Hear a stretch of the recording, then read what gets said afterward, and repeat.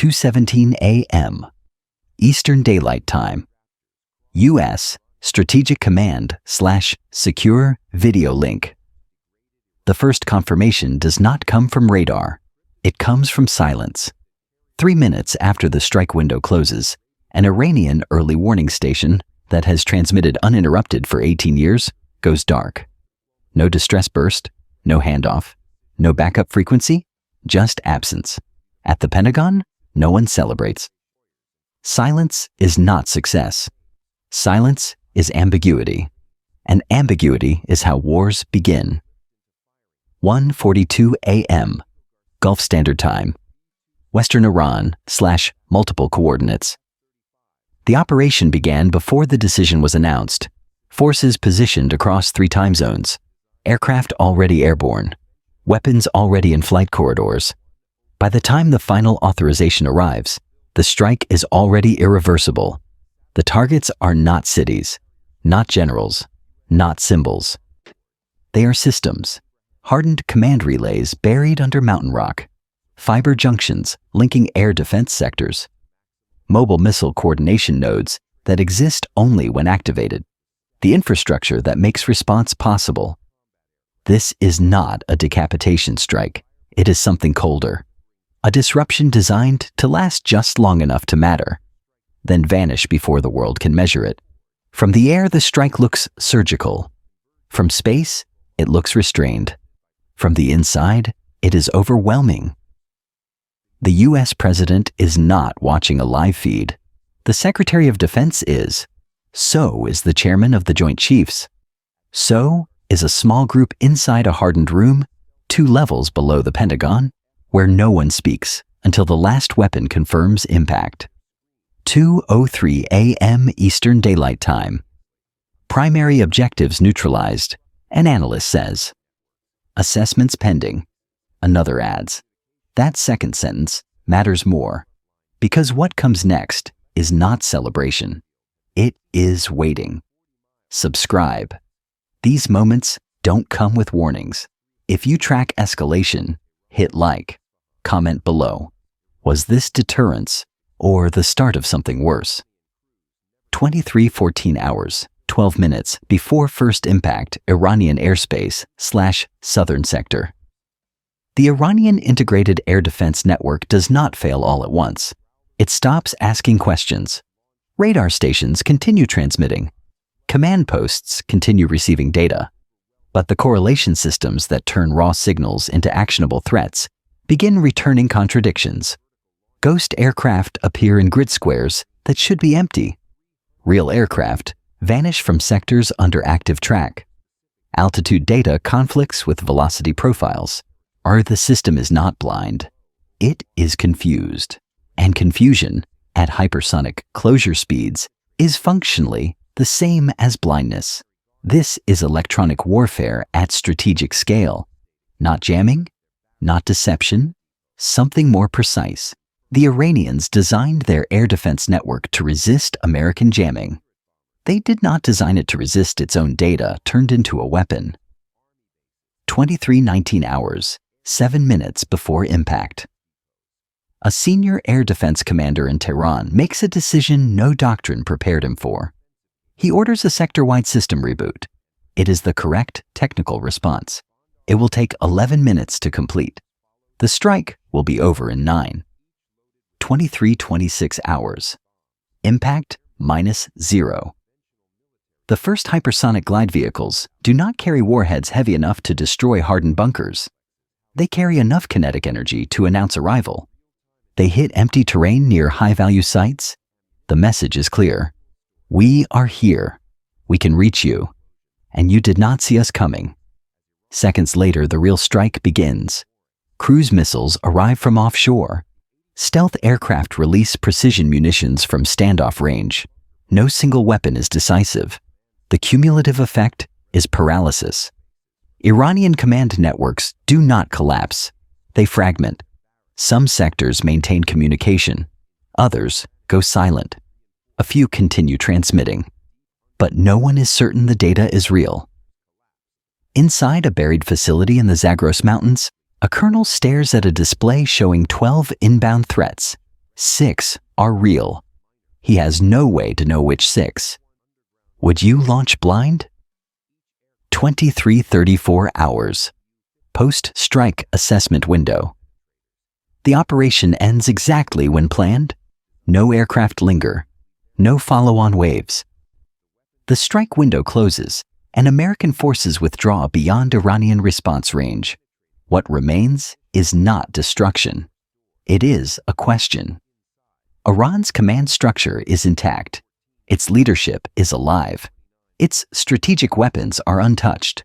But for 9 minutes, it could not coordinate a response, and both sides know it. Was silence a failure or a trap? 2:11 a.m. EDT. 8 minutes into strike window. CENTCOM forward operations. The strike unfolds across 4 domains simultaneously. Cyber intrusions suppress backup communication links. Electronic warfare creates radar dead zones. Kinetic weapons eliminate physical infrastructure. And beneath it all, intelligence assets confirm which targets matter in real time. It is not a battle. It is a synchronized systems collapse. Iranian air defenses fire, but not at confirmed targets, at projections, at estimates, at probabilities. Some missiles launch, most do not lock. The few that acquire targets are firing at ghosts. Stealth bombers release munitions inside defended airspace without triggering proximity alarms. Hypersonic weapons travel faster than Iranian kill chains can close. Standoff cruise missiles arrive from angles that should be impossible. Impact after impact, precision after precision. The tempo is relentless. Then it stops. 2:19 a.m. EDT. Immediate post-strike assessment damage reports arrive in fragments. 17 primary targets engaged. 14 confirmed, neutralized. 2 partially degraded. 1 missed entirely due to real-time target relocation. Iranian casualties, minimal. No strategic leadership eliminated. No civilian infrastructure destroyed. American losses, none confirmed. On paper, it is a flawless operation. Then, the friction begins. 2:47 a.m. EDT. Anomaly flagged. An intelligence analyst reviewing pre-strike surveillance notices something. 3 high-value targets struck during the operation had been relocated 48 hours earlier.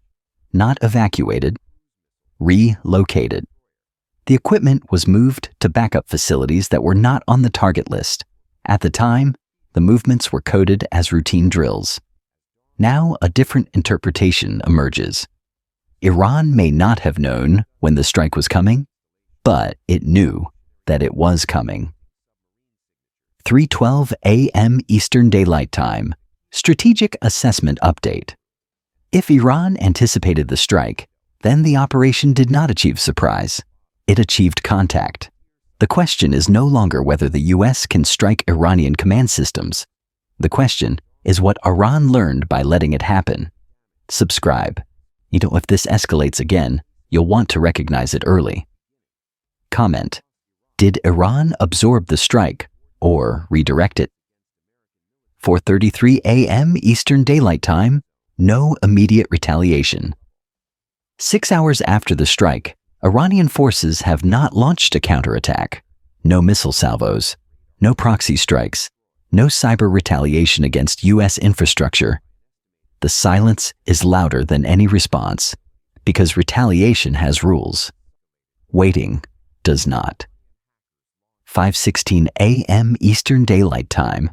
First public statement. Iranian state television interrupts scheduled programming. There is no fiery speech, no mobilization footage, no threats. A mid-level official reads a brief statement condemning foreign aggression and promising proportionate consequences. No timeline is provided. Then the broadcast ends. In Washington, that is worse than a declaration of war. Because war has a shape. Ambiguity does not. On 6:02 a.m. Eastern Daylight Time. Internal U.S. assessment. The operation succeeded in every measurable way. targets destroyed. No American losses. Iranian command disrupted. But one analyst summarizes the problem in a single line. We demonstrated capability. They demonstrated patience. And patience, in strategic competition, is a force multiplier. Day 2, 14:09 Eastern Daylight Time. Port of Houston. Shipping delays begin quietly. Nothing dramatic. Just paperwork problems, inspection slowdowns, insurance reclassifications triggered by elevated regional risk. Within hours, similar disruptions appear in Long Beach, Newark, Savannah. No cyber attack is claimed. No system is visibly breached. But shipping insurers begin pulling coverage for Gulf origin cargo. Oil futures spike, then stabilize, then spike again. Day 3. Regional proxy activation.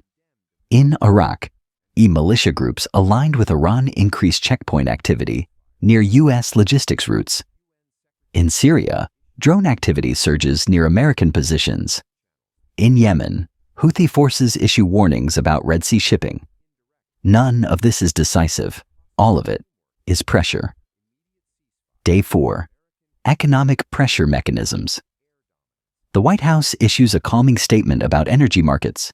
Behind closed doors, the Department of Energy runs worst-case simulations involving cascading fuel price shocks and grid stress during peak summer demand. Financial regulators monitor unusual currency movements tied indirectly to Gulf shipping risk. Nothing is dramatic enough to justify emergency powers. Everything is disruptive enough to erode confidence. Day 6. Homeland implications. An unexplained surge trips automated safeguards at a Midwest power grid control center. No blackout. No damage. Just a reminder. Cybersecurity officials deny any confirmed intrusion. They also quietly raise threat levels. Airports increase screening without explanation. Members of Congress demand briefings, not about the strike, but about the economy. Is this restraint or escalation by other means? Day 9. The realization? Iran has not responded militarily. It has reframed the conflict domain. The strike targeted command systems. Iran is targeting confidence, and confidence is harder to restore than infrastructure.